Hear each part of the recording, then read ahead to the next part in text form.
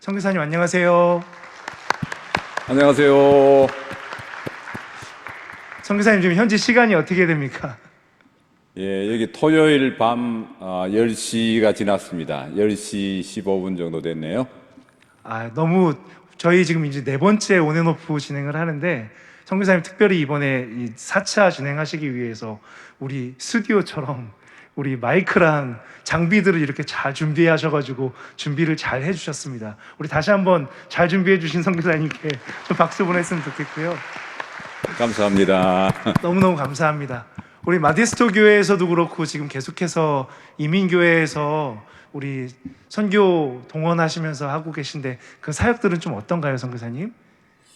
예, 아프리카는 저희들이 뭐 참 잊을 수 없는 땅이고요. 그래서 우간다를 중심으로 우리 학생들을 양성하고 또 미래를 깨우는 일을 하다가 최근에는 이제 저 남아프리카 공화국 안에 있는 레소토라는 나라가 있는데 그쪽 지역으로 좀 확장을 했습니다. 그래서 동부아프리카, 남부아프리카 이렇게 신학생 돕고 또 훈련하고 또 미래를 깨우는 그런 일을 감당하고 있고요.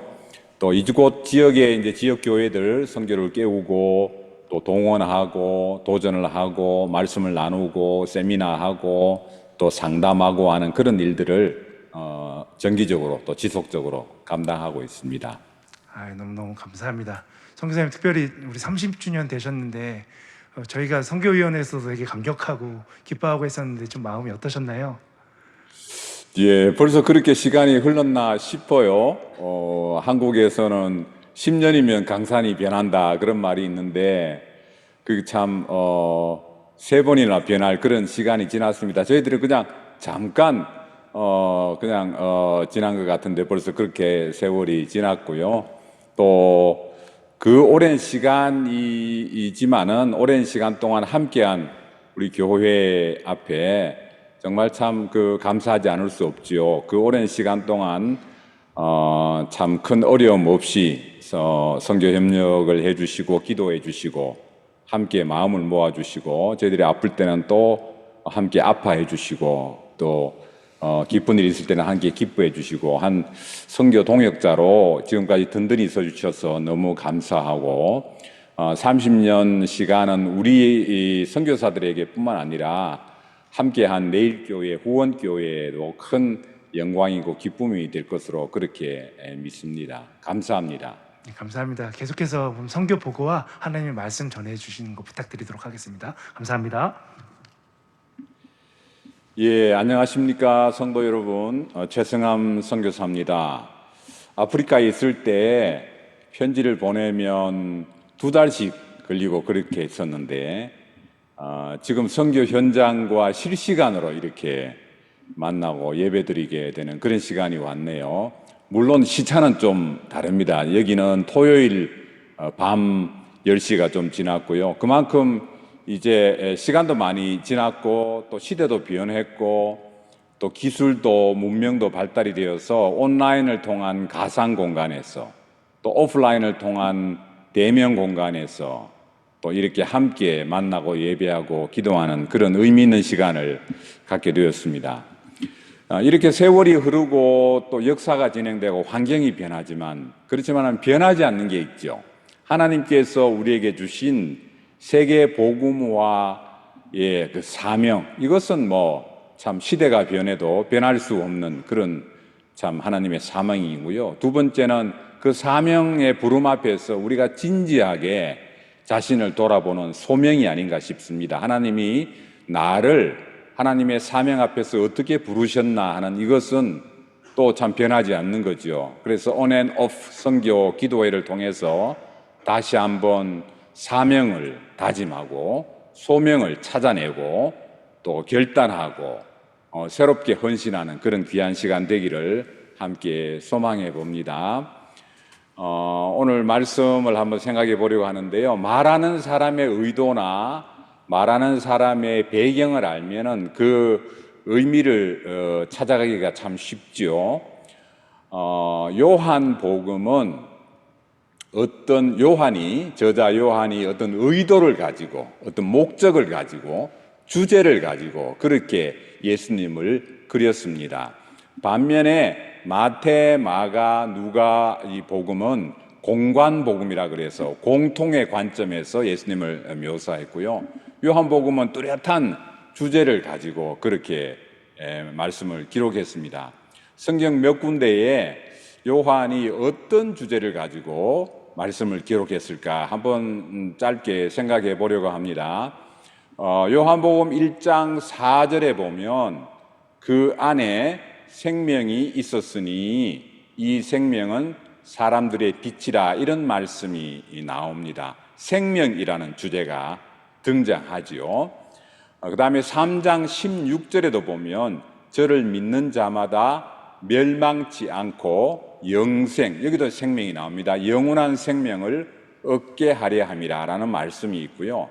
4장 14절에도 가면 내가 주는 물은 그 속에서 영생하도록 솟아나는 샘물이, 여기도 이제 영생이라는 말이 등장하고 생명이라는 주제가 등장합니다. 그 다음에 요한복음 5장, 6장 계속해서 내려가면서 요한은 나를 보내신 이를 믿는 자는 영생을 얻었고 사망에서 생명으로 옮겼다, 그런 표현을 했고요. 또 6장에 내려가면 썩은 양식을 위하여 일하지 말고 영생하도록 하는 양식을 위해서 해라, 그렇게 말씀하셨고, 또 35절에 내려가면 내가 곧 생명의 떡이다, 그런 표현을 또 하셨습니다. 그러니까 요한은 예수님을 묘사할 때에 생명이라는 주제를 가지고 집중해서 그렇게 묘사를 했지요. 그러면서 7개, 예수님이 행하신 수많은 기적 가운데 7개의 기적을 뽑아가지고 생명이라는 주제를 설명하는 풍성한 그 참 설명으로 그렇게 나열을 했습니다. 짧게 한번 훑어보면요, 첫 번째 기적이 가나 혼인잔치에서 물로 포도주를 만드는 기적이고요. 두 번째는 왕의 신하의 아들을 고치는 기적을 행했고, 세 번째는 베데스다 목가에 38년 된 안전뱅이를 고치는 기적, 네 번째는 보리떡 5개, 물고기 2마리를 가지고 남자만 5,000명이 되는 군중들을 먹이시는 기적을 배열을 했습니다. 그리고 5번째는 갈릴리 바다를 예수님이 걸어오신 기적, 또 6번째는 날 때부터 맹인된 자를 실로암 목가에 가서 씻는 그런 이제 기적을 서술을 했고요. 마지막 7번째가 오늘 본문인 나사로를 살리는 기적입니다.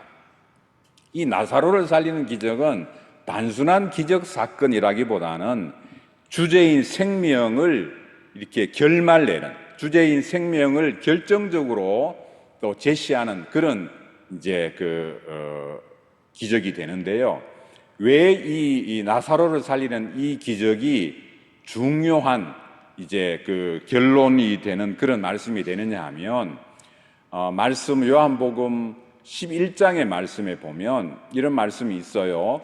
이날부터는 그들이 예수를 죽이려고 모의하니라, 이런 말씀이 있습니다. 이날은 바로 나사로를 살리는 기적 사건이에요.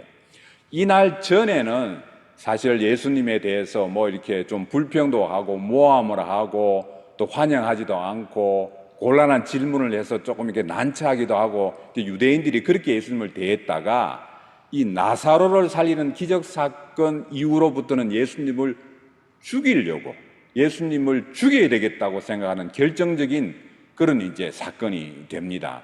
자, 예수님이 이제 죽음으로 말미암아서 저희들에게는 생명 사건과 연결되죠. 그러니까 이 나사로를 살리는 이 기적은 7번의 기적 가운데 제일 마지막에 배치를 하면서 다른 이제 새로운 주제로 넘어가는 중요한 분기점이 되는데요. 예수님의 죽음은 곧 우리들에게 생명 사건이 되기 때문에 오늘 예수님의 생명, 요한이 예수님에 대해서 묘사할 때에 생명이라는 주제를 가지고 이렇게 쭉 예수님을 묘사했는데, 그 생명이라는 주제에 이르는, 또 생명을 누리는, 생명을 얻고 생명을 누리는 이 상황에 있어서 이 세 가지 과정, 세 가지 이 발걸음을 한번 생각해 보려고 합니다.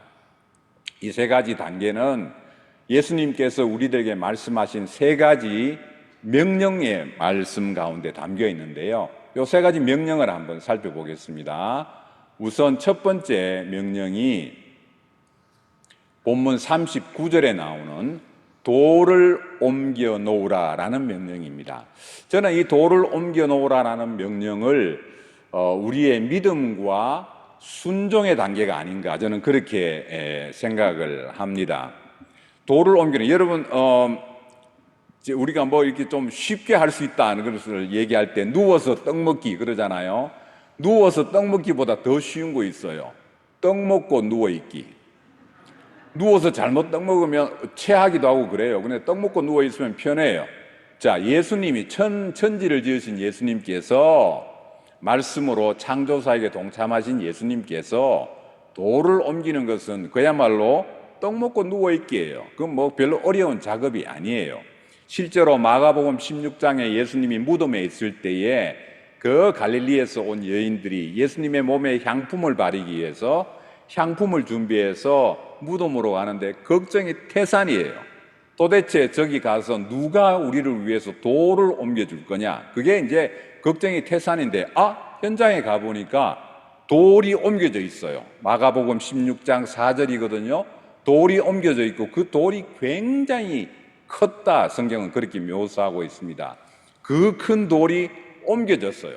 사실 돌 옮기는 문제는 별로 큰 문제가 아닌데, 오늘 본문에 보니까 예수님께서 우리들에게 돌을 옮겨 놓으라 그렇게 말씀하세요. 요거는 참 우리들에게 시사하는 교훈이 참 많은데, 제가 아프리카에 있을 때 신학생들을 이제 가르쳤지 않습니까? 성경을 가르치면 그 신학생들의 대부분은 이제 사역지에서는 다 목회를 하시는 분들이세요. 그러니까 설교도 하고 교회 목회를 오랫동안 하신 분들이 이제 와서 말씀을 배우고 그렇게 하는데, 그 말씀을 배울 때 이분들이 저한테 질문을 해요. 목사님, 선교사님, 내가 설교를 하고 목회를 해보니까 예수님이 기적을 행하시는 그 기적 사건, 예수님이 초자연적으로 역사를 일으키시는 그 이적 사건, 그것만 있으면 설교가 다 될 것 같은데 뭐하러 구약을 배웁니까? 뭐하러 시가서를 배우고 역사서를 배우고 조직신학을 배우고 바울서신을 배우고 뭐 이렇게 복잡한 일을 왜 합니까? 그렇게 물었던 기억이 나요. 우리 성도 여러분 가운데도 혹시 그렇게 생각하는 분 계십니까? 지금 2025년 6월 현재에 저희 교단 선교부 GMS 선교사들이 96개국에 약 2,600명 선교사들이 나가 있습니다. 전 세계에 나가 있는 한국 선교사를 다 합치면 한 22,000명 정도 선교사들이 나가 있어요. 그 중에 하나가 제가 되겠지요. 자, 그런데 선교 현장에서 기적 사건을 동원하면 뭐 그냥 세계 복음화 사역이 그냥 쉽게 돼버릴 거예요. 그렇게까지 노력 안 해도, 그렇게까지 뭐 애를 안 써도 쉽게 될 거예요. 그런데 하나님이 일하시는 방법은 그렇게 기적을 동원해 가지고 그냥 막, 물론 기적 사건이 있기는 합니다만 대부분의 경우는 선교사들의 헌신과 후원하는 교회의 눈물과 지원과 참 무릎으로 나아가는 그 헌신을 통해서 이루어지거든요. 부족하고 연약하고 미련하고 실수가 많고 참 잘난 것 아무것도 없는 선교사들, 그 부족한 선교사들 통해서 하나님이 일을 하게 하셔요. 그게 하나님이 일하시는 방법이에요. 그게 바로 돌을 옮겨 놓는 작업이 아닌가 싶어요. 예수님께서 돌을 못 옮겨서 우리 보고 옮겨 놓으라는 게 아니라 돌을 옮겨 놓는, 믿음으로 순종하고 믿음에 순종하고 믿음으로 나아가는, 우리가 하나님의 말씀에 근거해서 믿음으로 나아가는 그 순종의 단계를 보시는 거죠. 그래서 예수님께서 수많은 기적을 행하셨을 때 내 믿음이 너를 구원하였다, 그런 말씀을 많이 하셨거든요. 또 로마서에도 보면 믿음으로 믿음에 이르게 한다, 그런 말씀도 많이 있어요. 그러니까 돌을 옮겨 놓으라라는 이 첫 번째 명령을 예수님께서 우리들에게 하심으로 우리들로 하여금 그 믿음에 순종하는 그 작업을 먼저 하게 하셨어요. 그것이 첫 번째, 예수님의 생명으로 나아가는 첫 번째 작업, 첫 번째 단계라고 생각합니다. 자, 두 번째가 있습니다. 두 번째 본문 43절에 나사로야 나오너라 하는 선포지요. 두 번째 명령입니다. 예수님의 생명을 얻는 두 번째 단계라고 할 수 있습니다. 예수님의 이름으로 선포하는 거죠.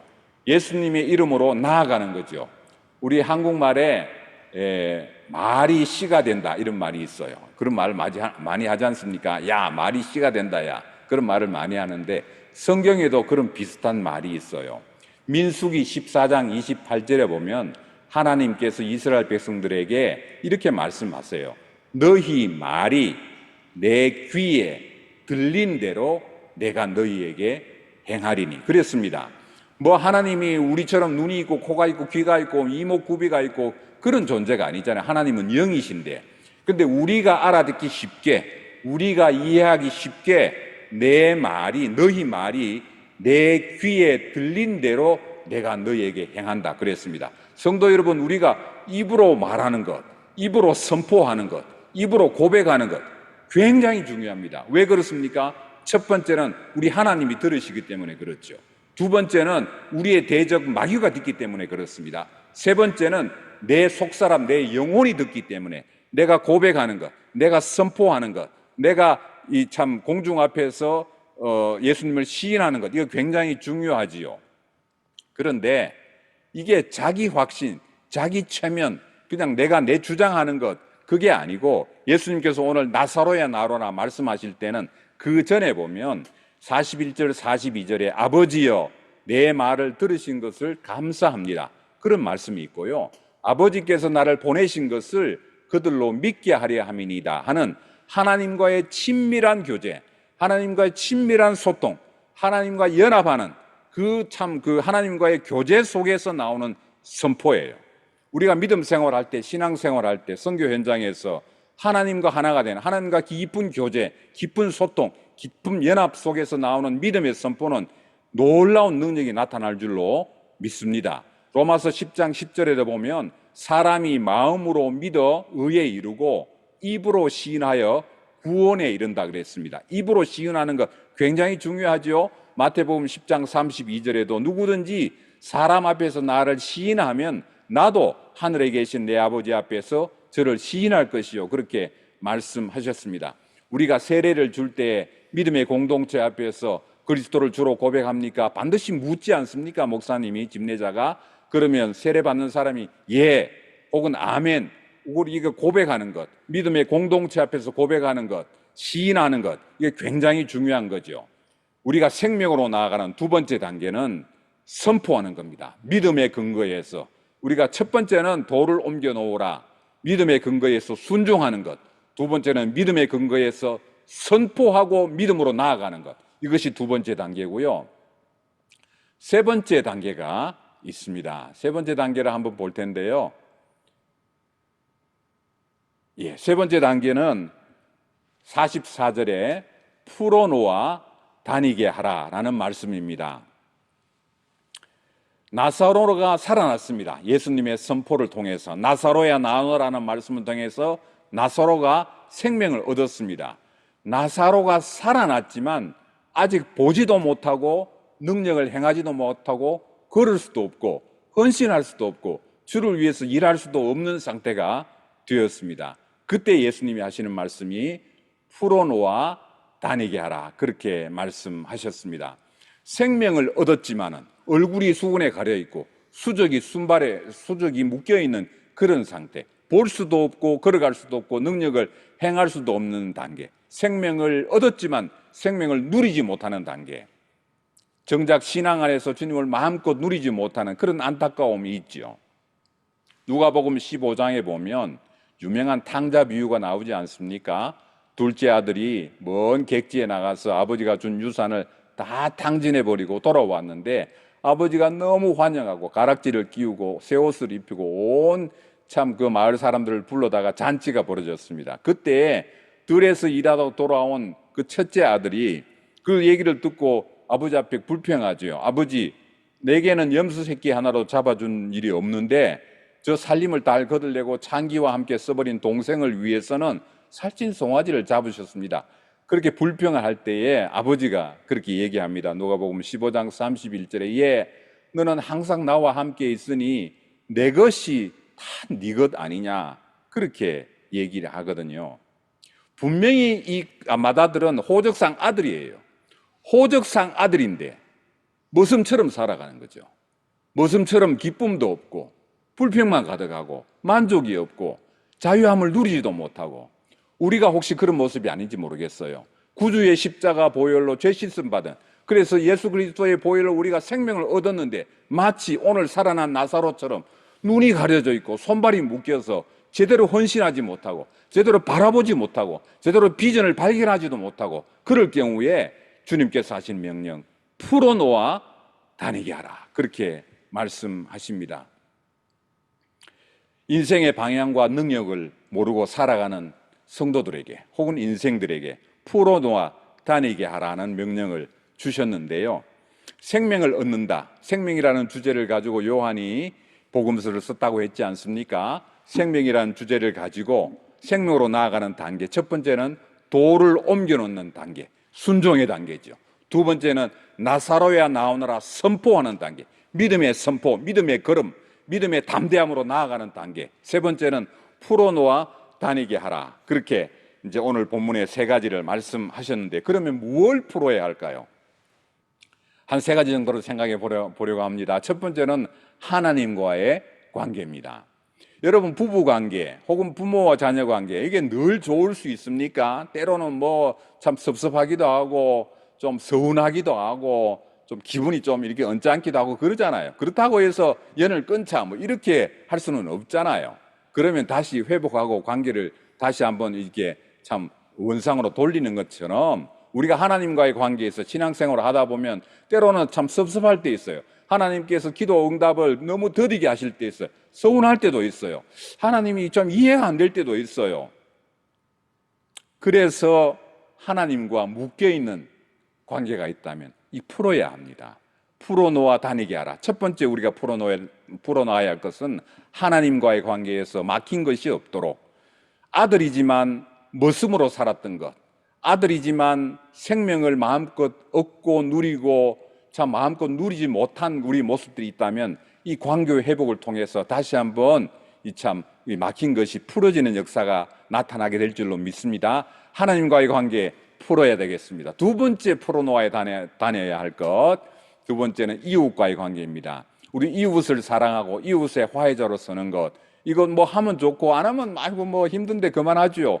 여러분, 이웃 선택사항이 아니에요. 성경은 그렇게 안 가르쳐요. 내 이웃을 내 몸과 같이 사랑하라, 예수님이 그렇게 명령하셨어요, 말씀을 통해서.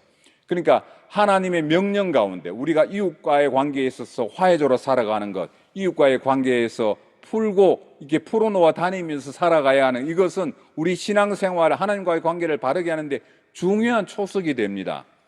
여러분, 제가 설교자로서, 선교사지만 또 설교를 할 기회가 많이 있지 않습니까? 설교자로서 제일 괴로울 때가 있는 것 중에 하나가 언제냐면요, 부부싸움을 해가지고 이게 안 풀어졌어요. 화해가 안 됐어. 서먹서먹해요.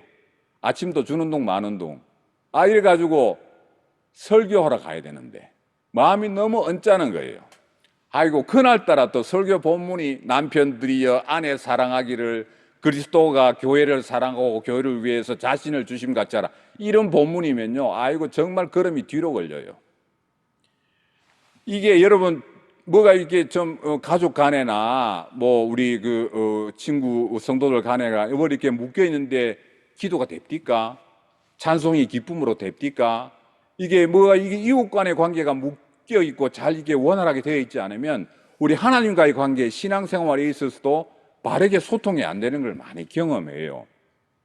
빌립보서 2장 4절에 보면 각각 다른 사람들의 일을 돌보아 나의 기쁨을 충만케 하라. 다른 사람들의 일을 돌보라 그랬습니다.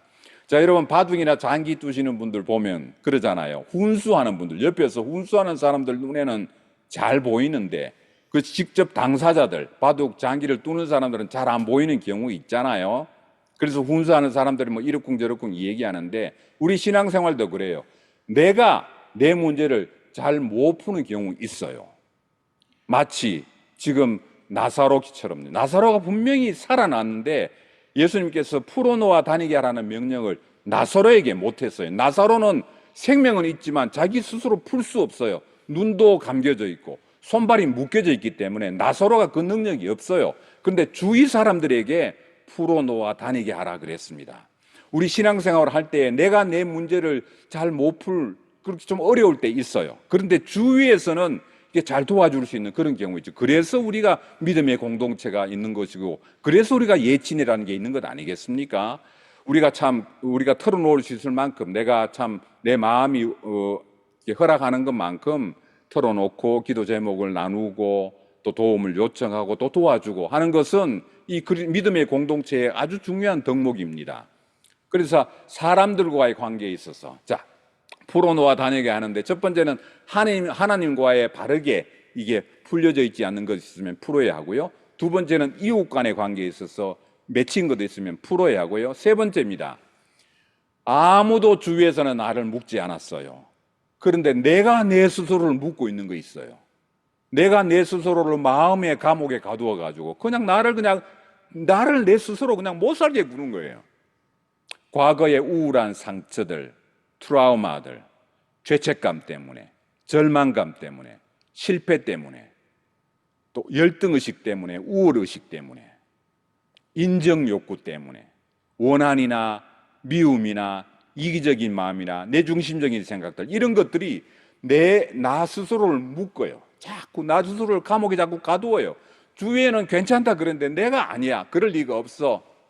그러면서 자기가 자기 스스로를 자꾸 이렇게 누르는 경우, 이런 경우 풀어놓아 다니게 하는 역사가 나타나야 될 것입니다. 그리스도의 십자가 앞에서 해결받는, 그리스도의 십자가에서 다 녹아지는 그런 은혜가 있어야 할 것입니다.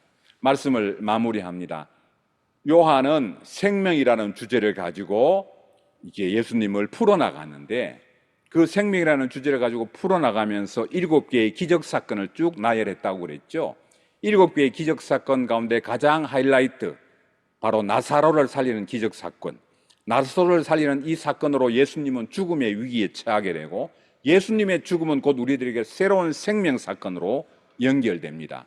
이 생명사건으로 나아가는 3가지 단계. 첫 번째는 돌을 옮겨 놓으라. 내가 믿음으로 순종하고 주님의 말씀에 순종해서 돌을 옮기는 작업. 두 번째는 믿음의 근거에서 선포하는, 나사로야 나오너라 선포하는 믿음의 선포와 담대함으로 나아가는 것. 세 번째는 풀어놓아 다니게 하라. 우리가 조금 전에 찬송했지 않습니까? 죄악 벗은 우리 영혼은 기뻐 뛰며 주를 보겠네. 죄악 벗은 우리 영혼이 기뻐 뛰며 주를 보아야 되는데, 죄악 벗은 우리 영혼이 아직도 눌려 있다면, 아직도 기쁨을 누리지 못한다면, 아직도 생명을 누리지 못한다면 얼마나 안타깝겠습니까? 생명을 얻고 생명을 누리고 생명을 전파하고 이 생명 사명에 참 누리고 전파하는 이 사명을 감당하는 교회, 감당하는 성도, 감당하는 예친, 감당하는 가문, 감당하는 우리 다음 세대, 감당하는 우리 자녀들, 이 감당하기 위해서 우리가 기도하는 모든 기도의 제목, 우리의 무릎, 눈물, 헌신이 되어야 될 줄로 믿습니다. 이 모든 일에 함께 나아가는 귀한 성도들, 귀한 교회 되기를 주의 이름으로 축원합니다. 기도하겠습니다. 하나님 감사합니다. 저희들에게 on and off 성교 기도회로 가상 공간에서 또 대면 공간에서 이렇게 함께 모여서 말씀으로 교제하고 함께 기도하고 찬송하고 주의 귀한 참 믿음의 새로운 사명과 소명을 발견할 수 있는 시간 주셔서 감사합니다. 우리 각자에게 주신 하나님의 사명은 변하지 않고 우리 각자의 부름을 따라서 부르신 하나님의 소명도 변하지 않습니다. 시대가 바뀌고 역사가 바뀌고 환경이 바뀌지만 변하지 않는 하나님의 사명을 붙들고 나아가는 교회와 성도들 되게 인도하여 주시옵소서. 우리 성도들 여름철에, 더운 여름철에 건강 잃지 않도록 하시고 특별히 영적인 건강, 영적인 지침이 있지 않도록 하나님께서 날마다 새 힘을 부어 주시옵소서. 감사합니다. 예수님의 이름으로 기도하옵나이다. 아멘. 아멘.